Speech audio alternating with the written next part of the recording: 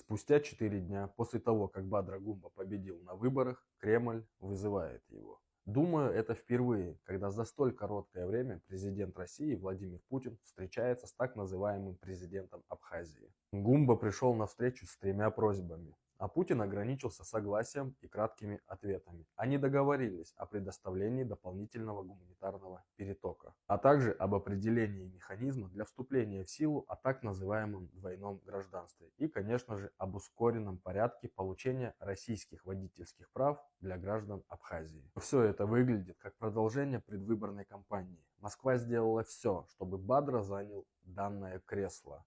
Иного Москва бы не приняла.